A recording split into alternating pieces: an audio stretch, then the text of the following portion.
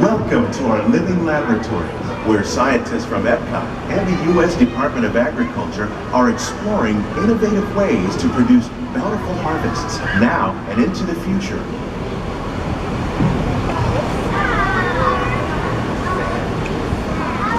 The tropics are home to the greatest diversity of plants on the planet. Many of these, like papaya, bananas, cacao, coffee, and rice, are well known around the world.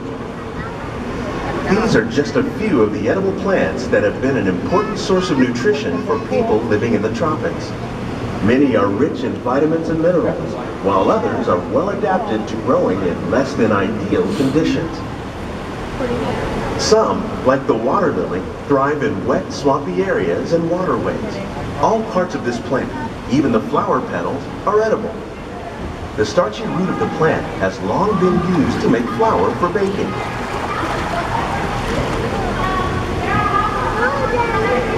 One day, many of these lesser-known tropical plants may be as important as the bananas growing on both sides of the boat.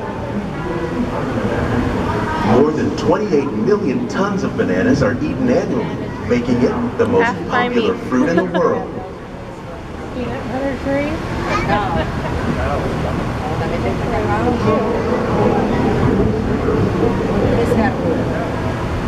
De cacao.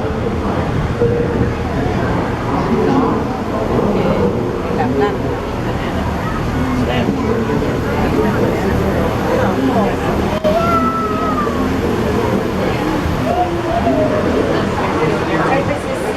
When we mention farming, you probably don't think of fish, but fish farming, or aquaculture, accounts for nearly half of all the seafood consumed globally. Tilapia, bass, and catfish, like the ones you see here, are three of the more popular crops raised by fish farmers.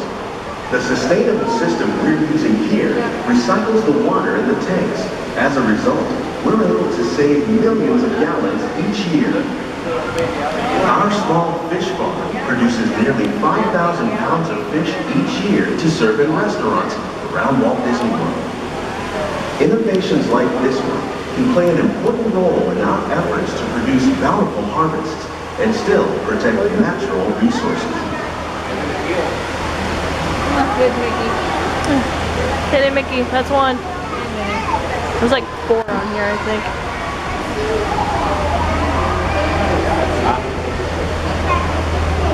Very cool.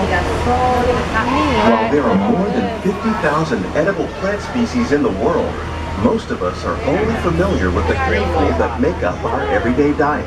The common grains growing here, wheat, maize, sorghum, and millet, plus rice, account for nearly 2/3 of our global food consumption.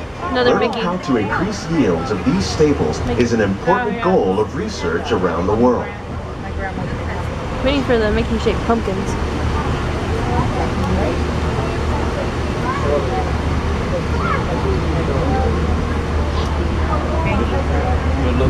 These plants are definitely on their way up. Innovative growing techniques like these increase yields while more efficiently using resources like water, fertilizer, and pesticides. Another innovation at work here is our integrated pest management program.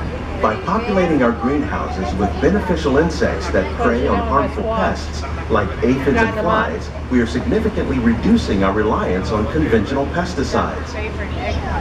We're growing these crops using our nutrient film system. This technique precisely controls and recycles water and nutrients. With it, we can produce over 27,000 heads of lettuce a year in this one small area. Wow. Yeah, just run a string up. That's all they're doing. Try to tie it off every so often. Yep. You know the size of those. The cucumbers under there. Some of our best ideas have been inspired by nature, like these fruit and vegetable trees. By growing these ground plants vertically, we can increase yields and better control diseases. These crops taste as good as they look. In fact, we serve more than 15 tons of produce from our greenhouses in restaurants here at the Land every year.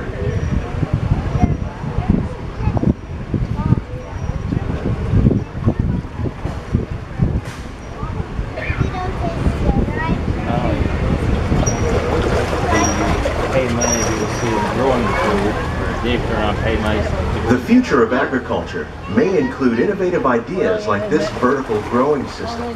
Plants grown in this way use a fraction of the space required by traditional growing methods.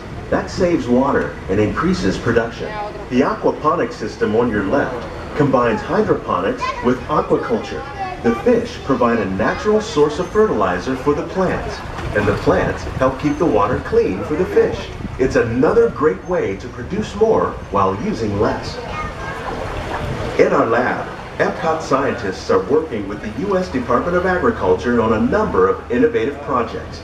The goal of these efforts is to produce higher yielding and better quality plants.